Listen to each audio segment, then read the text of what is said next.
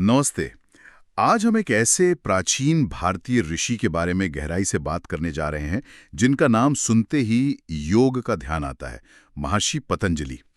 योग की दुनिया में उनका स्थान सर्वोपरि है, ये तो हम सब जानते हैं, है ना? लेकिन क्या उनकी पहचान सिर्फ योग तक ही सीमित है? मतलब हमारे पास जो जानकारी है वो तो इशारा करती है कि उनका नाम भारतीय दर्शन, संस्कृत व्याकरण और शायद प्राचीन चिकित्सा के इतिहास से भी कहीं ना कहीं जुड़ा हुआ है। ये अपने आप में एक पहेली जैसी बात है। बिल्कुल। पतंजलि एक ऐसी शख्सियत है जिनके इर्द गिर्द ज्ञान का अथाह सागर तो है ही, लेकिन साथ ही रहस्य का एक पर्दा भी है। ये बात सही है। और सबसे बड़ा सवाल यही उठता है कि क्या ये सारे महान कार्य, जैसे योग सूत्र का संकलन, पाणिनि के व्याकरण पर वो प्रसिद्ध महाभाष्य लिखना और कुछ चिकित्सा ग्रंथों की रचना भी, क्या ये सब एक ही व्यक्ति ने किए, या फिर ये अलग अलग समय पर हुए विभिन्न विद्वान थे जिनका नाम बस संयोग से पतंजलि था? तो आज की हमारी ये चर्चा इसी पहेली के विभिन्न पहलुओं को समझने की एक कोशिश करेगी। हम उपलब्ध जानकारी के आधार पर ये जानने की कोशिश करेंगे कि महर्षि पतंजलि आखिर कौन थे, उनके मुख्य योगदान क्या-क्या थे और हजारों साल बाद भी उनके विचार इतने प्रासंगिक और महत्वपूर्ण क्यों बने हुए हैं। चलिए इस विषय में और गहरा उतरते हैं। तो सबसे पहले इसी पहचान वाले रहस्य पर ही बात करते हैं। एक व्यक्ति या अनेक, ये कंफ्यूजन क्यों है? हाँ, ये सबसे बुनियादी और सबसे ज्यादा बहस वाला मुद्दा है। बिल्कुल। अगर हम ऐतिहासिक स्रोतों को देखें तो कम से कम 3 अलग-अलग क्षेत्रों में महत्वपूर्ण योगदान देने वाले पतंजलि नाम के व्यक्तियों का जिक्र हमें मिलता है। पहले हैं व्याकरण के ज्ञाता पतंजलि। इनका समय लगभग दूसरी शताब्दी ईसा पूर्व, मतलब मिड 2nd सेंचुरी BCE माना जाता है। ये काफी हद तक निश्चित है। इन्होंने महान व्याकरण पाणिनि के अष्टाध्यायी, जो कि संस्कृत व्याकरण का आप कह सकती हैं कि फाउंडेशन टेक्स्ट है, उस पर एक बहुत विस्तृत और प्रभावशाली टीका लिखी। हाँ, महाभाष्य। ये एक मील का पत्थर है सही में। अच्छा, तो ये तो बहुत प्राचीन हुए। और दूसरे और शायद सबसे प्रसिद्ध हैं योग के प्रणेता पतंजलि। ये वो हैं जिन्हें हम योग सूत्रों के संकलनकर्ता के रूप में जानते हैं। अब इनके समय को लेकर विद्वानों में काफी मतभेद है। कुछ इन्हें दूसरी शताब्दी ईसा पूर्व का ही मानते हैं, तो कुछ इन्हें चौथी या 5वीं शताब्दी ईस्वी तक ले जाते हैं। हालांकि ज्यादातर मॉडर्न स्कॉलर्स अब इन्हें 200 से 400 ईस्वी के बीच का मानते हैं। अच्छा। हाँ, और योग के साथ साथ ये सांख्य दर्शन के भी प्रमुख विद्वान थे। यानी व्याकरण वाले पतंजलि और योग वाले पतंजलि के बीच सैकड़ों सालों का फासला हो सकता है। बिल्कुल बिल्कुल। यही एक बड़ा तर्क है जो इनके अलग अलग होने की संभावना को बल देता है। और फिर तीसरे पतंजलि का जिक्र चिकित्सा के क्षेत्र में भी आता है। कई मध्यकालीन आयुर्वेदिक और स्वास्थ्य विज्ञान से जुड़े ग्रंथों में एक पतंजल तंत्र नाम के ग्रंथ का उल्लेख मिलता है। अच्छा। हाँ, और पतंजलि को एक चिकित्सा विशेषज्ञ के रूप में कोट किया जाता है। इसके अलावा 8वीं शताब्दी ईस्वी के आसपास एक और पतंजलि का जिक्र है जिन्होंने चरक संहिता पर चरक वार्तिक नाम की टीका लिखी थी। बाप रे, व्याकरण, योग, चिकित्सा, 3 इतने अलग और विशाल क्षेत्र। अगर ये सचमुच एक ही व्यक्ति थे, जैसा कि पारंपरिक मान्यता कहती है, तो उनकी प्रतिभा तो अकल्पनीय रही होगी। हाँ, और यही पारंपरिक भारतीय धारणा है जिसे विशेष रूप से 11वीं शताब्दी के विद्वान राजा भोज के समय से काफी बल मिला। भोज ने अपने योग सूत्र भाष्य राजमार्तंड की शुरुआत में एक बहुत प्रसिद्ध श्लोक लिखा है जो इसी इंटीग्रेटेड दृष्टिकोण को दर्शाता है। हाँ, वो श्लोक योगेन चित्तस्य वाला। बिल्कुल वही। योगेन चित्तस्य पदेन वाचाम मलम शरीरस्य च वैदिकेन योपाकरोत्तम प्रवरम मुनीनाम पतंजलिम प्रांजलिरानतोस्मि। इस श्लोक का अर्थ क्या है? ये कैसे तीनों क्षेत्रों को जोड़ता है? इसका अर्थ है जिन्होंने योग के द्वारा चित्त यानी मन के, पद यानी व्याकरण के द्वारा वाणी के और वैदिक यानी चिकित्सा के द्वारा शरीर के मल मतलब अशुद्धियों या दोषों को दूर किया, उन मुनियों में श्रेष्ठ पतंजलि को मैं हाथ जोड़कर नमन करती हूँ।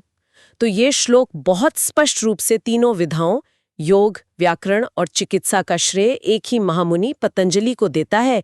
ये एक बहुत ही सुंदर और आप कह सकती हैं होलिस्टिक दृष्टिकोण प्रस्तुत करता है। ये विचार सुनने में तो बहुत प्रभावशाली लगता है, एक ही ऋषि का इतना व्यापक ज्ञान। लेकिन आपने कहा कि आधुनिक विद्वान इसे लेकर थोड़ा डाउट में हैं। उनके संशय का मुख्य आधार क्या है? देखिए, इसके पीछे कई ठोस कारण हैं। पहला और शायद सबसे महत्वपूर्ण कारण है भाषा और शैली का अंतर। योग सूत्र और महाभाष्य की भाषा, उनकी शब्दावली, वाक्य रचना और यहाँ तक कि कुछ व्याकरण के नियमों के प्रयोग में भी काफी भिन्नता पाई जाती है। अच्छा। हाँ, जो दो अलग-अलग लेखकों और शायद अलग-अलग युगों की ओर इशारा करती है। दूसरा बड़ा कारण यह है कि 10वीं शताब्दी से पहले ऐसा कोई स्पष्ट ऐतिहासिक प्रमाण या उल्लेख नहीं मिलता जो निश्चित रूप से कहता हो कि ये तीनों कार्य एक ही व्यक्ति ने किए थे।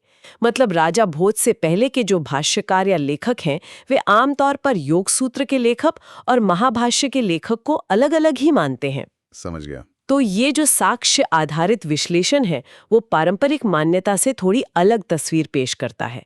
ये एक दिलचस्प ऐतिहासिक गुत्थी है जो शायद कभी पूरी तरह सुलझ भी ना पाए। ये तो है। अब जरा इनके नाम पर आते हैं। पतंजलि, क्या इस नाम का भी कोई विशेष अर्थ है? हाँ, बिल्कुल। पतंजलि नाम का अर्थ भी इसके रहस्य और दिव्यता को थोड़ा और बढ़ाता है। ये दो संस्कृत शब्दों से मिलकर बना है। पथ, जिसका अर्थ है गिरना या उड़कर आना, और अंजलि, जिसका अर्थ है जुड़ी हुई हथेलियां या फिर प्रार्थना की मुद्रा। अंजलि, हाँ। तो इसका शाब्दिक अर्थ हुआ जो अंजलि में गिरा हो या प्रार्थना के फलस्वरूप प्राप्त हुआ। अरे वाह, ये तो बड़ा काव्यात्मक नाम है।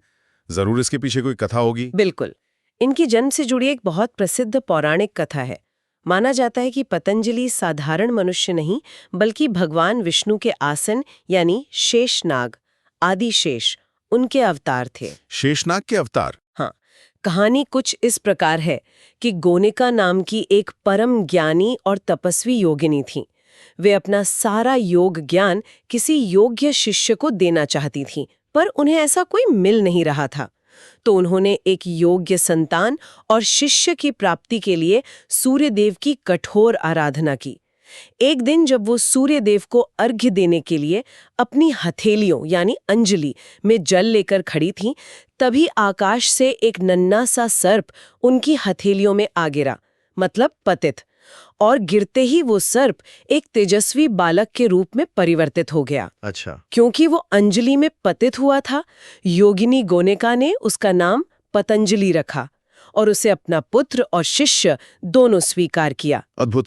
शायद यही कारण है कि उनकी मूर्तियों या चित्रों में उन्हें अक्सर आधे मानव और आधे सर्प के रूप में दर्शाया जाता है। सामान्यतः उनका ऊपरी धड़ एक ऋषि का होता है, जिसके हाथ प्रार्थना या ज्ञान मुद्रा में होते हैं, और निचला हिस्सा एक कुंडली मारे हुए सर्प का। उनके सिर के ऊपर अक्सर कई नागों के फनों का छत्र भी दिखाया जाता है, जो उनके शेषनाग का अवतार होने का प्रतीक है। और उनके 4 हाथों में सामान्यतः शंख होता है। शंख, वो किस चीज का प्रतीक है? शंख दिव्य ध्वनि, शब्द या व्याकरण का प्रतीक माना जाता है। फिर चक्र होता है समय, कालचक्र या व्यवस्था का प्रतीक। तलवार होती है विवेक या अज्ञान को काटने वाले ज्ञान का प्रतीक। और चौथा हाथ वरद या अभय मुद्रा में होता है। काफी गहरा सिंबलिज्म है। बिल्कुल। यहाँ एक और परंपरा का जिक्र करना भी जरूरी है, जो दक्षिण भारत की तमिल शैव सिद्धांत परंपरा से जुड़ी है। इसका समय लगभग 10वीं सदी ईस्वी माना जाता है।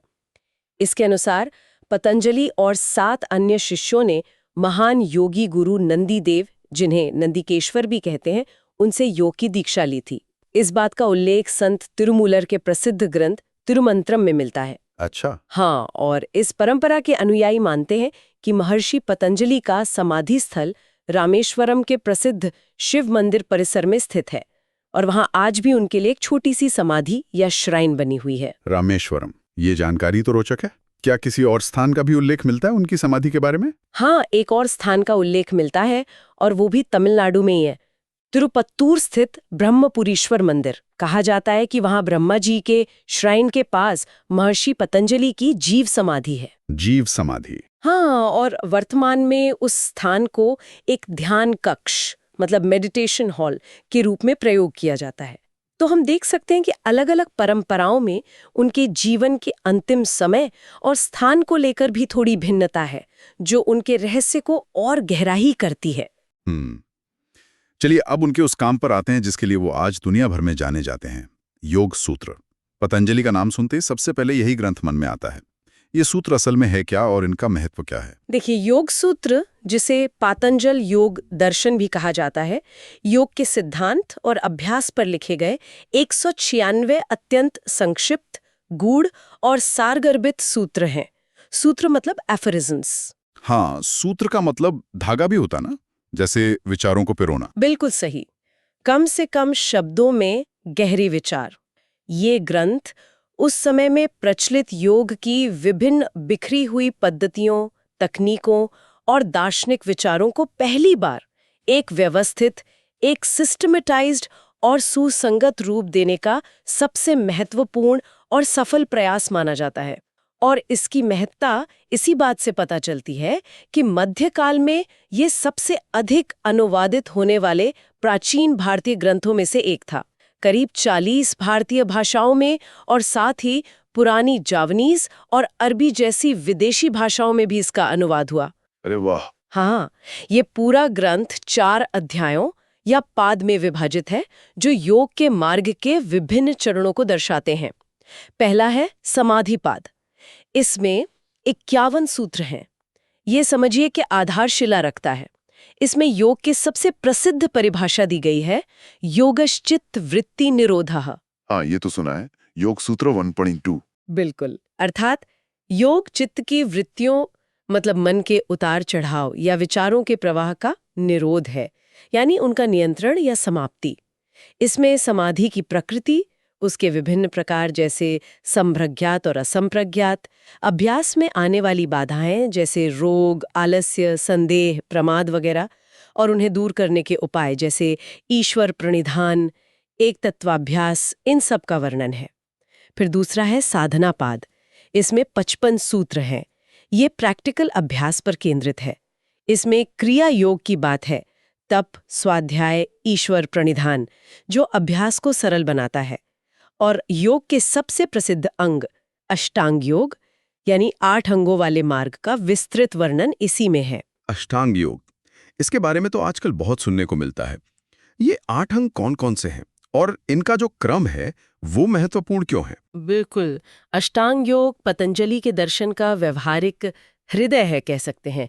ये 8 अंग एक क्रमिक सीढ़ी की तरह हैं, मतलब बाहरी अनुशासन से शुरू होकर आंतरिक अनुभव की गहराइयों तक ले जाते हैं। ये है पहला यम, 5 सामाजिक नैतिक नियम हैं ये, अहिंसा, सत्य, अस्तेय यानी चोरी न करना, ब्रह्मचर्य यानी ऊर्जा का संयम, और अपरिग्रह यानी जरूरत से ज्यादा संग्रह न करना। ये हमारे बाहरी दुनिया के साथ हमारे संबंध को सुधारते हैं। नैतिकता। हाँ, दूसरा है नियम। ये 5 व्यक्तिगत, नैतिक और आध्यात्मिक अनुशासन है। शौच यानी शरीर और मन की शुद्धि, संतोष, तप यानी अनुशासन और आत्मसंयम, स्वाध्याय यानी आत्मचिंतन और शास्त्रों का अध्ययन, और ईश्वर प्राणिधान यानी ईश्वर या उच्चतर शक्ति के प्रति समर्पण। ये हमारे आंतरिक जगत को साधते हैं। यम और नियम। ठीक है। तीसरा है आसन, स्थिर और सुखद शारीरिक मुद्रा, स्थिर सुखमासनम। यहाँ पतंजलि का जोर कॉम्प्लेक्स बॉडी पोस्चर्स पर उतना नहीं है जितना ध्यान के लिए लंबे समय तक बिना हिले डुले आराम से बैठने की क्षमता विकसित करने पर है। अच्छा, मतलब सिर्फ फिजिकल एक्सरसाइज नहीं? नहीं, बिल्कुल नहीं। चौथा है प्राणायाम, श्वास पर नियंत्रण और उसका विस्तार, प्राण ऊर्जा को नियमित करना। 5वां है प्रत्याहार, इंद्रियों को उनके बाहरी विषयों से हटाकर अंदर की ओर मोड़ना, जैसे कछुआ अपने अंग समेट लेता है। ये बाहरी दुनिया से ध्यान हटाकर आंतरिक यात्रा की शुरुआत है। Sense withdrawal. एग्जैक्टली। छठा है धारणा, मन को किसी एक विषय या बिंदु पर केंद्रित करने का प्रयास, मतलब कॉन्सेंट्रेशन। 7वां है ध्यान, उस विषय पर चेतना का निरंतर अविच्छिन्न प्रवाह, मेडिटेशन। और 8वां है समाधि, जब ध्यान इतना गहरा हो जाए कि ध्याता, ध्येय और ध्यान की प्रक्रिया एक हो जाए, चेतना अपने शुद्ध स्वरूप में स्थित हो जाए। ये आत्म साक्षात्कार या परम आनंद की अवस्था है। एब्जॉर्प्शन या एनलाइटमेंट कह सकते हैं। पूरा एक सिस्टम है। हाँ, तो आप देख सकते हैं, ये सिर्फ शारीरिक व्यायाम नहीं है, ये जीवन जीने का एक समग्र तरीका है जिसमें नैतिकता, आत्मानुशासन, शरीर, श्वास और मन सभी शामिल हैं। और इसी साधनापाद में दुख के मूल कारणों, जिन्हें क्लेश कहा गया है, उनकी भी विस्तार चर्चा है। क्लेश जैसे? हाँ, 5 क्लेश बताए हैं: अविद्या यानी अज्ञान, अस्मिता यानी अहंकार, राग यानी आसक्ति, द्वेष यानी घृणा और अभिनिवेश यानी मृत्यु का भय। योग का अंतिम लक्ष्य इन्हीं क्लेशों से मुक्ति पाना है। फिर तीसरा पाद है विभूति पाद। 56 सूत्र हैं इसमें। विभूति का अर्थ है ऐश्वर्य या शक्ति। इसमें योग के गहन अभ्यास, विशेषकर संयम मतलब धारणा, ध्यान और समाधि का एक साथ प्रयोग, उसके माध्यम से प्राप्त होने वाली विभिन्न अलौकिक शक्तियों या सिद्धियों का वर्णन है। सिद्धियां जैसे दूसरों का मन पढ़ लेना? हाँ, जैसे अतीत और भविष्य का ज्ञान, दूसरों के मन की बात जानना, सूक्ष्म हो जाना वगैरह। लेकिन यहाँ एक महत्वपूर्ण चेतावनी भी है। पतंजलि कहते हैं कि ये सिद्धियां योग मार्ग की उपलब्धियां तो हैं, पर साधक को इनमें उलझना नहीं चाहिए, क्योंकि ये अंतिम लक्ष्य जो कैवल्य है उसमें बाधक बन सकती हैं। अच्छा, ये इंटरेस्टिंग है। और चौथा और अंतिम पाद है कैवल्य पाद। 34 सूत्र। कैवल्य का अर्थ है अकेलापन या पूर्ण स्वतंत्रता। ये योग के परम लक्ष्य, मोक्ष या मुक्ति की दार्शनिक विवेचना करता है। इसमें चेतना यानी पुरुष और प्रकृति के संबंध, कर्म के सिद्धांत, वासनाओं से मुक्ति और आत्मा के अपने शुद्ध असंग स्वरूप को पहचानने लेने की अवस्था का वर्णन है। यही योग का अल्टीमेट गोल है। इसका मतलब ये हुआ कि पतंजलि का योग सिर्फ मन शांत करने या शरीर स्वस्थ रखने की तकनीक नहीं है। ये तो एक पूरा दर्शन है जिसका एक गहरा आध्यात्मिक लक्ष्य है।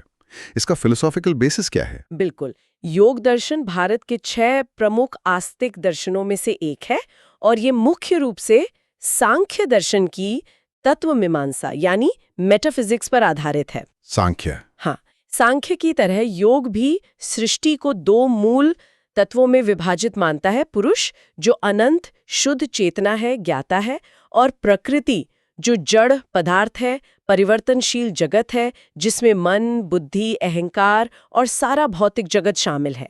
प्रकृति के 3 गुणों की अवधारणा, सत्व, रजस, तमस, ये भी सांख्य से ली गई है। योग का लक्ष्य पुरुष को प्रकृति के बंधनों से मुक्त करके उसके अपने शुद्ध स्वरूप यानी कैवल्य में स्थित कराना है।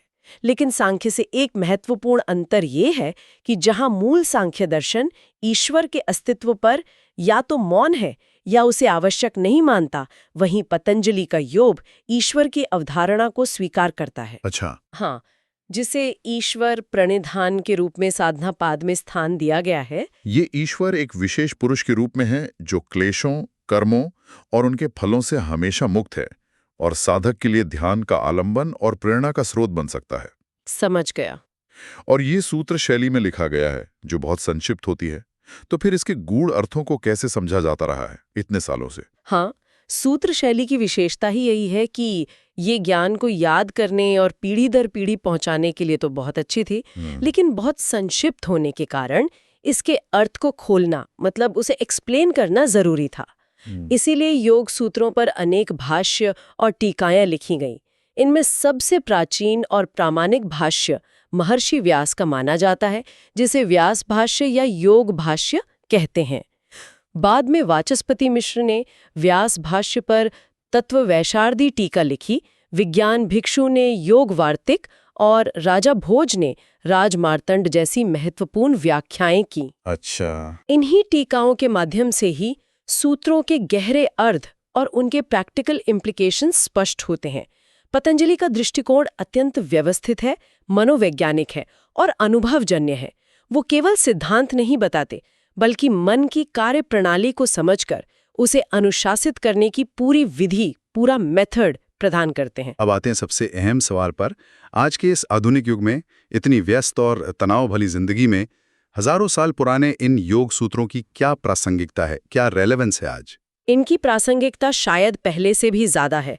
आप देखिए, स्वामी विवेकानंद ने 19वीं सदी के अंत में पतंजलि के योग दर्शन, खासकर राजयोग के रूप में, उसे पश्चिमी दुनिया से परिचित कराया और तब से इसकी लोकप्रियता लगातार बढ़ी ही है। हाँ, ये तो है। आज आप देखें तो आधुनिक योग की लगभग सभी गंभीर धाराएं, चाहे वो BKS अयंगर का वो प्रिसिजन फोकस्ड योग हो या अष्टांग विन्यास योग की गतिशील शैली, सभी पतंजलि को ही अपना मूल स्रोत मानती हैं।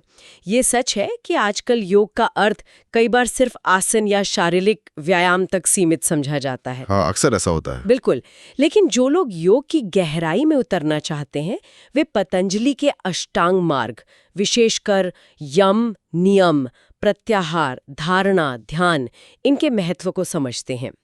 इसके अलावा पतंजलि के सिद्धांत आज modern psychology, neuroscience, stress management तकनीकों, लीडरशिप ट्रेनिंग और यहाँ तक कि स्पोर्ट्स साइकोलॉजी को भी प्रभावित कर रहे हैं। सच में? स्पोर्ट्स साइकोलॉजी में भी? हाँ, मन को समझना, एकाग्रता बढ़ाना, भावनाओं का प्रबंधन करना, जीवन में संतुलन और शांति पाना, इन सब के लिए पतंजलि के बताए सिद्धांत आज भी उतने ही शक्तिशाली और व्यावहारिक हैं। ये केवल शारीरिक स्वास्थ्य नहीं, बल्कि मानसिक, भावनात्मक और आध्यात्मिक कल्याण का एक पूरा पैकेज, एक समग्र मार्ग दिखाते हैं। ये तो हुई योग सूत्रों की विस्तृत चर्चा। अब अगर हम उस संभावना पर विचार करें कि व्याकरण वाले पतंजलि भी यही थे, तो उनका दूसरा महान कार्य महाभाष्य है। उसके बारे में भी कुछ जानना चाहेंगे। वो क्या है? निश्चित रूप से, यदि हम पारंपरिक मान्यता को स्वीकार करें तो महाभाष्य पतंजलि के दूसरी कालजयी कृति है। जैसा मैंने पहले बताया, यह पाणिनि द्वारा रचित अष्टाध्यायी संस्कृत व्याकरण का आधार स्तंभ, उस पर लिखी गई एक अत्यंत विस्तृत, गहन और आधिकारिक टीका है। इतना ही नहीं, इसमें पाणिनि के सूत्रों पर कात्यायन द्वारा लिखे गए वार्तिकों, जो सूत्रों पर स्पष्टीकरण, संशोधन या पूरक नियम थे, उन पर भी विस्तृत चर्चा और विश्लेषण शामिल है। इसे केवल व्याकरण के नियमों का कलेक्शन समझना भूल होगी। ये भाषा के दर्शन, मतलब फिलॉसफी ऑफ लैंग्वेज, शब्दों के अर्थ निर्धारण और वाक्य संरचना पर एक मौलिक ग्रंथ है। भाषा का दर्शन जैसे? हाँ, इसमें पतंजलि ने भाषा और अर्थ के संबंध पर गहन विचार प्रस्तुत किए, जैसे शब्द प्रमाण का सिद्धांत, जिसका मतलब है कि शब्दों का अर्थ उनमें स्वाभाविक रूप से निहित होता है, वो किसी बाहरी समझौते या संकेत पर निर्भर नहीं करता। मतलब शब्द और उसके अर्थ का संबंध नित्य है, नैसर्गिक है। उन्होंने स्फोट के सिद्धांत की भी महत्वपूर्ण चर्चा की, जो बाद में भारतीय भाषा दर्शन का एक केंद्रीय विचार बना। स्फोट का सरल अर्थ है शब्द का वो अमूर्त, स्थायी रूप या अर्थवाहक तत्व जो उच्चारण की भिन्नता, मतलब ध्वनि, से प्रभावित नहीं होता। स्पोर्ट, ये थोड़ा समझाएंगी? जैसे गाय शब्द है, इसका जो मानसिक विचार है वो स्फोट है, जबकि अलग अलग लोग उसे अलग अलग आवाज में बोल सकते हैं, वो ध्वनि है। स्फोट वो है जो ध्वनि के बदलने पर भी नहीं बदलता। ये विचार आधुनिक भाषा विज्ञान के सिग्निफायर और सिग्निफाइड या फोनीम जैसे कॉन्सेप्ट्स के काफी करीब जाता है। अच्छा, काफी एडवांस थिंकिंग थी उस समय के हिसाब से।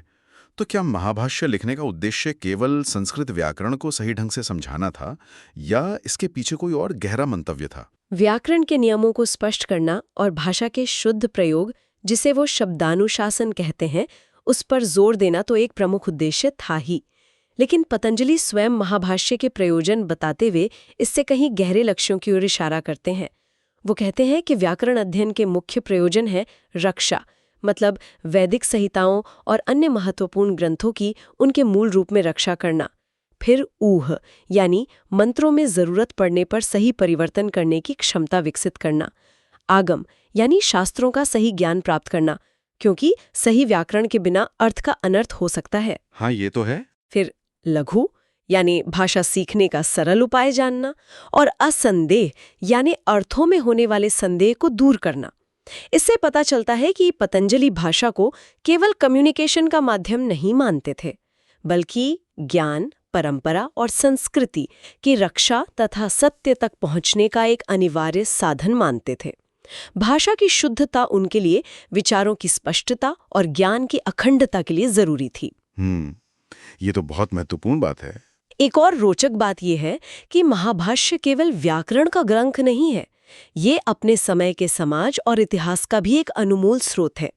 पतंजलि व्याकरण के नियमों को समझाने के लिए अक्सर समकालीन घटनाओं, सामाजिक रीति रिवाजों, भौगोलिक स्थानों और यहाँ तक कि राजनीतिक उथल-पुथल के उदाहरण देते हैं। अच्छा, जैसे? हाँ, जैसे इसमें भारत पर हुए यवन यानी ग्रीक आक्रमणों का जिक्र मिलता है। पुष्यमित्र शुंग द्वारा किए गए यज्ञों का उल्लेख है और उत्तर पश्चिम भारत की कुछ तत्कालीन जनजातियों का भी वर्णन है। इससे इतिहासकारों को उस काल यानी दूसरी शताब्दी ईसा पूर्व के भारत को समझने में बहुत मदद मिलती है। कमाल है, एक व्याकरण ग्रंथ से इतनी जानकारी। और अब आते हैं तीसरे क्षेत्र पर, चिकित्सा। क्या चिकित्सा के क्षेत्र में भी पतंजलि का कोई ठोस और स्पष्ट योगदान मिलता है? देखिए, यहाँ स्थिति योग और व्याकरण की तुलना में थोड़ी और धुंधली है। जैसा कि हमने पहले बात की थी, कुछ पारंपरिक स्रोत और बाद के आयुर्वेदिक ग्रंथ पतंजलि को चिकित्सा से जुड़े ज्ञान या ग्रंथों का रचयिता मानते हैं। पतंजल तंत्र या चरक प्रति संस्कृतः, जिसका अर्थ है चरक संहिता का संशोधित या संपादित रूप, ऐसे ग्रंथों का श्रेय कभी-कभी उन्हें दिया जाता है। कुछ मध्यकालीन योगर और आयुर्वेद के संग्रह ग्रंथों जैसे योग रत्नाकर, योग रत्न समुच्चय और पदार्थ विज्ञान में पतंजलि को एक चिकित्सा प्राधिकारी, एक मेडिकल अथॉरिटी के रूप में कोट किया गया है। हालांकि मुख्य समस्या ये है कि आज कोई भी पूर्ण चिकित्सा ग्रंथ ऐसा उपलब्ध नहीं है जिसके बारे में निर्विवाद रूप से कहा जा सके कि ये उन्हीं पतंजलि का लिखा हुआ है जिन्होंने योग सूत्र या महाभाष्य की रचना की थी। हमें कुछ कोटेशंस या रेफरेंस मिलते हैं, पर कोई मूल संपूर्ण कृति नहीं मिलती। तो मतलब पक्का सबूत नहीं है? हाँ, पक्का सबूत नहीं है। ये संभव है कि उन्होंने चिकित्सा पर भी लिखा हो, क्योंकि भारतीय चिंतन परंपरा में शरीर, मन और आत्मा को हमेशा एक होलिस्टिक इकाई के रूप में देखा गया है और योग तथा आयुर्वेद का संबंध तो बहुत गहरा है ही। लेकिन यहाँ भी वही पहचान की अनिश्चितता आड़े आती है। ये भी हो सकता है कि ये चिकित्सा संबंधी उल्लेख किसी अन्य पतंजलि से संबंधित हो, जैसे कि वो 8वीं शताब्दी के पतंजलि जिन्होंने चरक पर टीका लिखी थी। इसलिए चिकित्सा के क्षेत्र में उनका योगदान संभावित तो है, पर निश्चित प्रमाणों के अभाव में ये अभी भी एक प्रश्न चिन्ह बना हुआ है। तो इन सारी बातों को समेटते हुए हम भारतीय दर्शन, संस्कृति और ज्ञान परंपरा में पतंजलि के स्थान और उनकी विरासत को कैसे देख सकते हैं? उनका ओवरऑल इम्पैक्ट क्या रहा है? पतंजलि का स्थान निसंदेह अत्यंत महत्वपूर्ण और अद्वितीय है। उनका योग दर्शन भारत के 6 प्रमुख आस्तिक दर्शनों सांख्य, योग, न्याय, वैशेषिक, मीमांसा, वेदांत इनमें से एक है और इसने भारतीय आध्यात्मिकता और साधना पद्धतियों पर एक अमिट छाप छोड़ी है। उन्होंने एक तरह से सांख्य दर्शन के जो सैद्धांतिक ढांचे थे, जो मेटाफिजिकल फ्रेमवर्क था, उसे लेकर उसे एक व्यावहारिक साधना पद्धति, एक प्रैक्टिकल मेथडोलॉजी में बदल दिया। उन्होंने बताया कि सांख्य के ज्ञान को जीवन में कैसे उतारा जाए, कैसे चित्त की वृत्तियों का निरोध करके कैवल्य तक पहुंचा जाए। हाँ, थ्योरी को प्रैक्टिस में बदला। बिल्कुल। भले ही उनके जीवन की घटनाओं, उनके सटीक समय या उनकी एक पक पहचान को लेकर विद्वानों में मतभेद हों, उनके द्वारा संकलित और व्यवस्थित किए गए ज्ञान का मूल्य कम नहीं होता। कई विद्वान मानते हैं कि पतंजलि ने शायद योग का आविष्कार नहीं किया होगा, क्योंकि योग की परंपरा तो उनसे बहुत पहले से चली आ रही थी। हाँ, ये बात भी है। लेकिन उन्होंने उस समय बिखरी हुई योग की विभिन्न धाराओं, तकनीकों और दार्शनिक मान्यताओं को अद्भुत कौशल से एक सुसंगत, सूत्रबद्ध और व्यवस्थित रूप, एक सिस्टमाइज्ड फॉर्म प्रदान किया। इस मायने में योग सूत्र योग का पहला और सबसे आधिकारिक पाठ्य ग्रंथ या आप कह सकती हैं मैनुअल बन गया। ये बात तो है। आज भी दुनिया भर में अनेक प्रतिष्ठित योग संस्थान और परंपराएं, जैसे आपने आयंगर योग या अष्टांग विन्यास योग का जिक्र किया, अपनी कक्षाओं का आरंभ पतंजलि को नमन करने वाले मंगलाचरण या प्रार्थना से करते हैं। ये मैंने देखा है। हाँ, बिल्कुल। ये उनकी स्थायी विरासत और गहरे प्रभाव का प्रमाण है।